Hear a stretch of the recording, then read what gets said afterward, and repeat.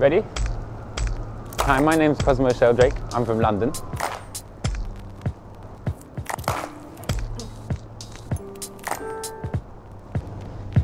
Well, I think for me, the process of creating songs, it changes every time, really. There's no formula or particular method, but I often find that starting from a field recording or from a sound helps. And sometimes my experience has been chopping up sounds I've recorded and then they have a kind of natural rhythm or a way they want to go, and then I'll often start from there and start building. But I consider it a kind of collage process. It's kind of like the combination of lots of different elements, almost by cutting and pasting, and then sometimes just test something out, doesn't work, try something else, doesn't work. Tell you what, I'm going to start that one again.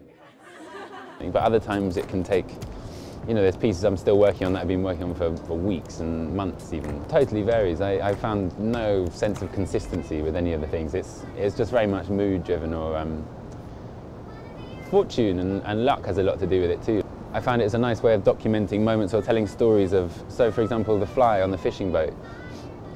I thought it was a nice way of telling the story or capturing a moment of these, they're very traditional fishermen. They've been doing fishing in that way for a very long time. So it's a way of just capturing a small moment of that story and telling that kind of story simultaneous to the story of the song.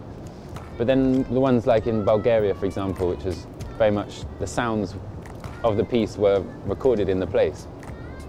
So that was much more of an experiment with place and the sound world of that place itself. And that's something I'm getting more and more engaged with, or getting more interested in, and developing things like that. So recording sounds in the places and then performing that back to the place. So for me, I think it's really location and exploring place is a big part of something I'm really interested in, at least. Yeah. And then here, this is a recording of a child singing an Aka Pygmy recording from Central Cameroon,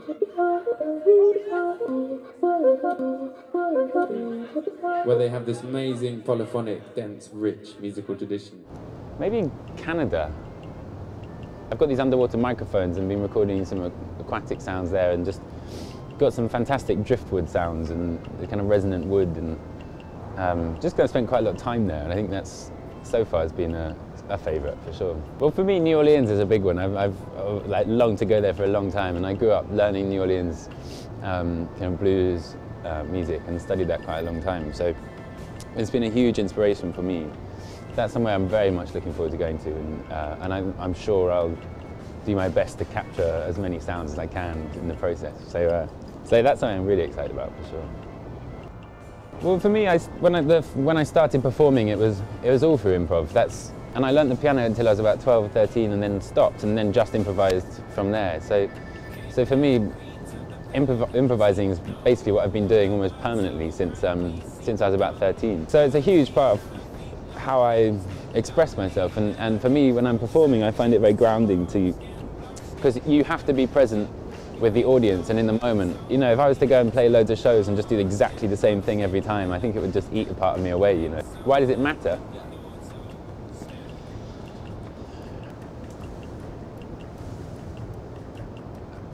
I mean, first things first, it's just the way in which I express myself, and if I couldn't do that, then I don't know what I'd do, So as a method of sanity and just being grounded and allowing things to move through me.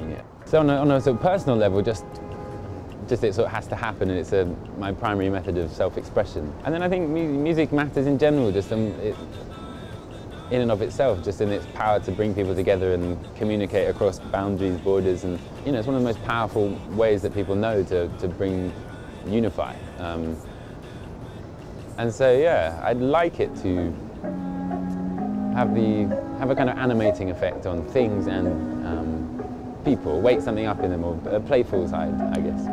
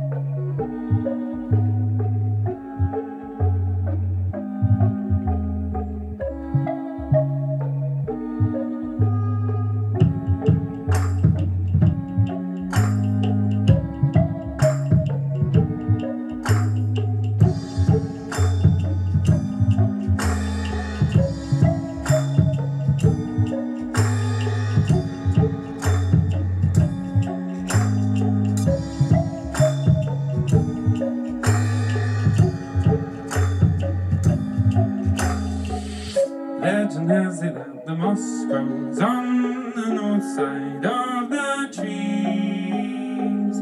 Well, legend has it when the rains come down, all the worms come up to breathe. Legend has it when the sunbeams come, all the plants stay them with their leaves. Well, legend has it that the world spins round on an axis of 23 degrees. Well, have you